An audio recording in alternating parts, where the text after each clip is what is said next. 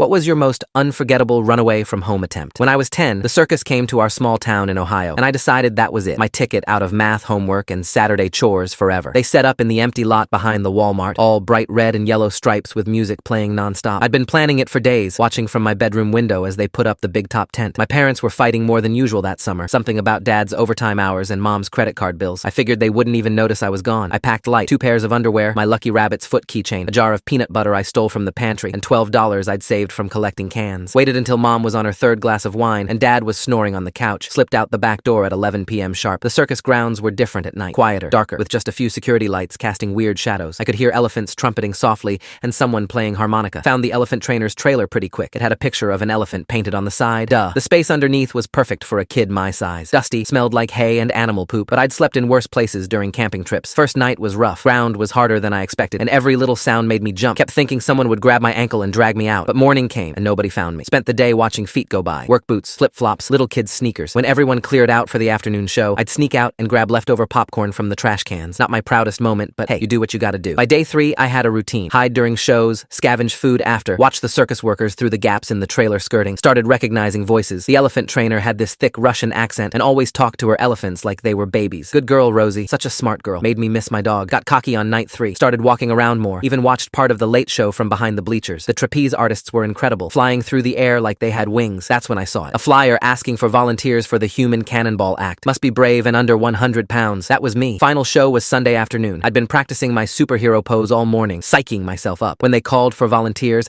I sprinted out from my hiding spot, hand shooting up like a rocket. Pick me! Pick me! The ringmaster looked confused, probably wondering where this dirty kid came from. I was halfway to the cannon when I felt a hand grab my shoulder. This the one? A security guard was talking into his radio. Behind him stood 2 cops and, oh crap, my mom. She looked like she hadn't slept in days, hair all messy, wearing her bathrobe over jeans. Dad was there too, talking to the elephant trainer who kept pointing at her trailer and shaking her head. Mom didn't yell, didn't say anything actually, just pulled me into this bone-crushing hug that smelled like coffee and cigarettes. Dad was apologizing to everyone, shaking hands, looking embarrassed. The circus people were pretty cool about it. The ringmaster even gave me a free t-shirt and said maybe when I was older I could come back and try out properly. Car ride home was silent except for the radio playing old country songs. When we got home, Dad made grilled cheese sandwiches and we all sat at the kitchen table like nothing happened. Mom finally spoke up. Your teacher called. Said you wrote an essay about wanting to join the circus. That's how we knew where to look. Grounded for a month, but honestly, worth it. Still have that circus t-shirt somewhere. And sometimes when I'm stuck in traffic or sitting in another boring meeting, I think about what would have happened if I'd made it into that cannon. Probably would have chickened out anyway. The elephant trainer told my dad later that 3 other kids had tried hiding under her trailer that week. Guess I wasn't as original as I thought. Mom and dad stopped fighting so much after that. Think it scared them straight or something. And me? I learned that running away is way less fun when you're eating trash popcorn and sleeping on gravel. But for one weird week, I was almost a circus kid. Can't really regret that. Would have been nice to fly though.